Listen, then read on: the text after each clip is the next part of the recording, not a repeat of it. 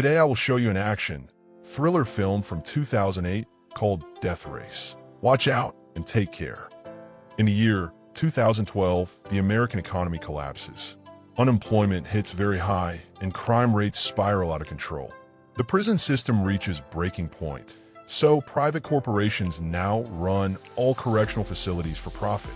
Terminal Island Penitentiary streams a series of cage fights live on the internet, and prisoners fighting to the death become a rating sensation.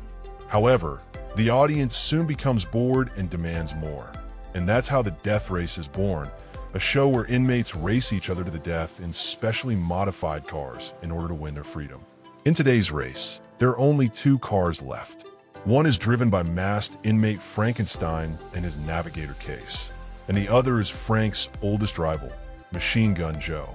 Both of them are nearing the finish line and ready to do anything to win, but for some reason, the weapons in Frank's car aren't working. He improvises by releasing the car's back shield, which hits Joe and earns Frank some momentary advantage. But Joe hasn't given up yet and still has the offensive leverage. Case knows Joe will destroy them and wants out, but Frank refuses to let Joe win. So Case ejects herself out of the car as Frank crosses the finish line at the same time Joe shoots it, winning yet exploding in the process. Some days later, industrial worker and ex-convict Jensen Ames finds out the steel mill he works at is closing, and they aren't even paying the workers the full amount they owe him. As the workers start getting agitated, the anti-riot police arrive and begin beating them up at the smallest of provocations, and seeing his co-workers get hurt causes Jensen to jump into the fray and beat some cops in return. Night has already fallen by the time he makes it home. After saying hello to his wife, Jensen checks on his baby upstairs, unaware that a masked criminal is taking this chance to break into the house and kill his wife. When Jensen returns to the kitchen, the man knocks him out, puts the murder weapon in Jensen's hand, and leaves after making a shooting gesture with his gloved hand. Jensen wakes up moments later to find the police arresting him for the murder of his wife. 6 months later, Jensen is transferred to Terminal Island Prison, where he is received by guard Ulrich, who sprays him with freezing water, allows another cop to hit him, and takes him to a cell with 3 other prisoners who intend to beat him up. Ulrich comes to check on him, wanting to enjoy seeing him in trouble, but Jensen is a good fighter and has knocked all his cellmates out. The next morning, Jensen goes to the chow hall to have breakfast while being observed by Coach, Gunnar Enlists, who recognizes Jensen as a former record holder driver that killed his career. The hall suddenly falls silent when Pachenko and his friend approach Jensen to provoke him, first by spitting on his food, then calling him a woman killer and a kid abuser. Jensen reacts by jumping on Pachenko to beat him up, but they're soon interrupted by the cops, who take Jensen to see Claire Hennessy, the prison warden. She's seen Jensen's record and knows he's a fantastic driver, so she makes him an offer. She wants him to become the new Frankenstein. The real one died on the operation table after his last race, but nobody knows this yet, so anyone could replace him under the mask. Frank was an audience's favorite and a very inspiring legend, which is why Hennessy doesn't want the world to know he's dead. She needs the legend to continue and bring back the ratings, which have drastically fallen since the real Frank died. The rules say that if you win 5 races, you earn your freedom. So Jensen would only need to win 1 more, because Frankenstein already had 4 under his belt. Jensen is still unsure about possibly risking his life for this, but Hennessy threatens him with solitary confinement if he doesn't accept, so he can't tell anybody her secret. Jensen has no other choice but to go along with it. Afterward, he's taken to the prison's auto shop, where he's introduced to Coach and his men, who are the mechanics in charge of Frankenstein's car and will guide Jensen through the basics. Each team has its own pit, and nobody helps each other. There's also a giant shop where Hennessy has been building something in secret for a month. The only ones that will know Jensen as the new Frankenstein are his team and very few guards, because Hennessy's power over the prison is absolute. Then Coach shows him the car he'll be driving, a modified Mustang V8 Fastback.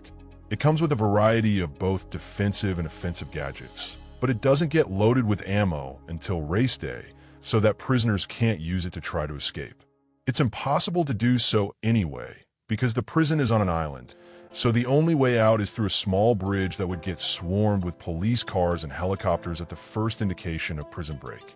Once Jensen has acquainted himself with the car, he and the team continue their chat at the prison's backyard.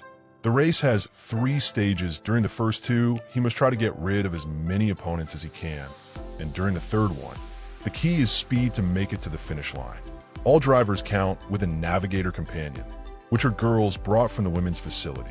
The one exception to this rule is Joe, who prefers to have a fellow team member as navigator instead of a girl because he goes through them so fast, it makes the audience squeamish. Liz starts telling Jensen about the most important drivers then, who are all in the yard with them. There's 14K, a triad member and MIT graduate. Hector Grimm, a certified psychopath that worships Hennessy. Slovo Pachenko, leader of the Aryan Brotherhood in the prison. And Travis Colt, a disgraced ex-NASCAR superstar. Their talk is suddenly interrupted when Joe and his team come over to insult Jensen and leave a message for Frankenstein, saying this race is only between the 2 of them. At the moment, a van brings back some inmates that have been doing work detail, and Jensen notices something peculiar on their wrists. They have GPS tracking bracelets, and seeing them makes him realize the man that killed his wife was wearing one as well. When the day for the first race stage finally comes, Jensen is given Frank's clothes, mask, and even his ring to wear, and his mere presence brings back all the viewers the show had lost. Coach tells him not to talk to the other drivers because Frank didn't. It was part of his mystique, but he's allowed to take off his mask inside the car because the windows are made of mirrored glass and Case also knows the secret. While getting ready, Jensen asks her what she's in prison for, and she admits having killed a cop for being a bad husband to her. The race starts a moment later, and since weapons don't activate until the second of 3 laps, the beginning isn't very violent, although the drivers still try to push each other off the track. Thanks to Case's knowledge of the area, it's easy for Jensen to go head-to-head with Joe at the very front, managing to pass him in a first place when Case points out a shortcut he can take. It's then that Hennessy turns on the shield and weapons, which are manholes on the ground that a driver needs to go over with all 4 wheels to activate their car gadgets. Soon there's open fire on the track, and when Hennessy activates the Death Heads 2, Grimm kills a minor driver by pushing his car against it. He also causes Joe to fall behind after shooting oil at his car, but he loses the race when 14K pushes him off track with a missile and Joe runs him over. Meanwhile, Jensen manages to activate the weapons, but the machine gun gets stuck, so Case gets on the hood of the car to fix it, causing the others to concentrate their bullets on her. Jensen's skills allow him to dodge them all though, and Case returns safely to the passenger seat afterward. Jensen steals a defense manhole from Colt, but as it happened to Frank, none of his defense systems will work, and the rear shield won't survive much longer. Luckily, Jensen thinks of a plan on the spot. He makes Case unhook the napalm and sit on his lap, so he can launch her chair with the napalm on it. It's Colt's car that gets hit, and now that it's covered with napalm, Case throws the car's lighter at it, lighting it on fire and getting him off the race. With Colt gone, Jensen goes head-to-head with Joe again, but he is suddenly distracted by Pachenko, who makes the same hand gesture the man that killed his wife made at him before leaving. Joe takes advantage of this and pushes Jensen's car back, causing him to come last while Pachenko gets first place. 3 drivers are dead, and 6 remain for the second stage. After the race, Coach and his men check the car and notice the gadgets are working properly, so it doesn't explain why they wouldn't activate when they had to. Jensen goes to see Hennessy to tell her he won't race anymore because he knows Pachenko killed his wife and all this has been a setup to frame him, so she could get a new driver to replace Frankenstein. She doesn't admit to it, but she does show him a picture of his daughter and the foster home she's gone to, reminding Jensen that he should play along if he wants to see his daughter again. Not being able to do anything about it, Jensen goes back to the yard, where he chats with Coach and asks him why he doesn't wear a number. Coach explains he is technically not a prisoner anymore. He qualified for parole 3 years ago, but he couldn't bring himself to cross the gate. The world had changed too much, and he preferred the familiarity of the races. He also doesn't believe Jensen killed his wife. Later in the evening, while working on the car, Jensen sees Pachenko passing by and decides to follow him to his pit, where he gets captured by Pachenko's team. He punches Jensen a couple of times before grabbing a heavy tool to smash his head, not caring if he has Hennessy's protection, but he's stopped by Liz, who stabs him on his back with a pin. Jensen takes advantage of the distraction to grab a metal shard from the ground and stab his captor. Then he knocks him and his friend out before going after Pachenko. He punches him, throws him around, and hits him with various boxes until Pachenko admits Hennessy made him kill his wife and Ulrich was the one to take him there. When Jensen gets ready to kill him in revenge, Ulrich shows up with another guard and stops the fight. The next day, right before the second stage of the race begins, Pachenko teases Jensen by making the same hand gesture at him. However, Jensen doesn't fall for the provocation. In fact, he starts driving slowly on purpose and takes a tunnel so he can talk to Case in private. He wonders if she killed Frank because he finds it suspicious that the car's gadgets malfunctioned 2 races in a row, and he threatens her to expel her off the car if she doesn't answer. Case admits having sabotaged Frank's rear weapons because Hennessy would reward her with her freedom. The goal was never to kill Frank, though. That was an accident caused by him still trying to win with no weapons. Hennessy's goal was to make him lose to keep him in prison, racing for the public. Now that he has his answer, Jensen speeds up and easily slides back into the race, ignoring Joe for now. His objective this time is Pachenko. After the two of them unsuccessfully try to push each other off the track, Jensen drives ahead and takes the weapon's manhole instead of defense. This confuses everyone because the weapons are at the front of the car, so Jensen surprises them by suddenly turning the car around and opening fire on Pachenko while driving backward. After he's damaged the other car enough, he turns around again and hits the smoke, causing Pachenko to crash against a concrete barrier. Then Jensen stops his car and gets out to approach Pachenko and break his neck as revenge for his killing his wife. Between this and Joe deciding to change his navigator in the middle of the race, Hennessy decides it's the right moment to release the thing she's been building all this time, a multi-weapon tanker truck called Dreadnought. This truck is incredibly powerful and quickly catches up with the drivers, immediately killing 2 minor competitors. Since it belongs to the warden, it also has the benefit of being allowed inside the buildings, which lets it take a shortcut and appear at the front of the race. The Dreadnought slowly kills 14K's navigator before grabbing his car with chains and shooting at it until it explodes, which means only Jensen and Joe are left. There is no way they could defeat such a monster without a proper plan. So Jensen asks Liz to connect his communicator to Joe's car, and they agreed to work together. They flank the truck with their cars, doing their best to dodge any incoming attacks. And when a trap manhole appears in front of them, each of them hits it with 2 wheels, getting the 4 needed to activate it. This causes the tap to come up and the truck to crash against it. Now the second stage of the race is over, and Jensen and Joe will be the only drivers making it to the third. Later in the evening, Joe comes over to Jensen's pit to point out his voice suspiciously sounds a lot like Frank's, but he doesn't push for answers. Meanwhile, Ulrich and Hennessy decide that they need to kill Jensen since the Frankenstein mask can still be worn by someone else in the future. The following day, before the race starts, Ulrich puts a bomb under Jensen's car, while Hennessy distracts everyone with a speech about racing being their life's purpose.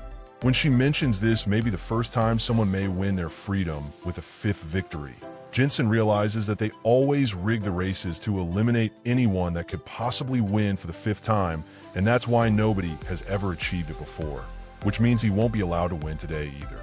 Coach hears this conclusion and, once they're allowed to go back to the auto shop, decides to show Jensen a very important detail on a video of Grimm's death. This gives him an idea for a plan, and he asks Liz to add a half-gallon reserve tank to his car before going to Joe's pit to ask him to collaborate with him again, while Jensen is changing into Frank's clothes. Hennessy visits him to give him his release papers and to make him a new offer.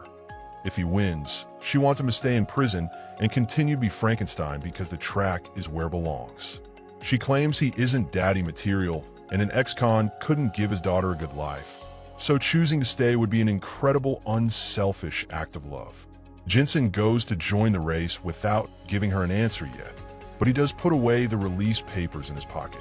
When he gets in his car, Case admits Hennessy also spoke to her and asked her to stop Jensen if he was about to win, but he doesn't worry about it. As soon as the race begins, Ulrich starts controlling the manholes so they only activate when Joe goes over them. He opens fire at Jensen as soon as he is able to, damaging his back shield so much that Jensen decides to drop it.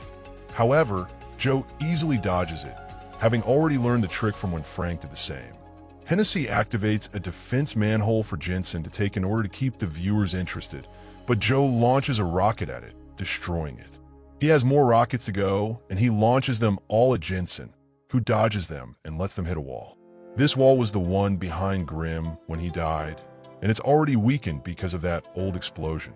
So today, Jensen and Joe have been calculating their attacks for them to land on the weak spot, and now the rockets hit it for a final blow that opens a hole and allows them to escape the prison.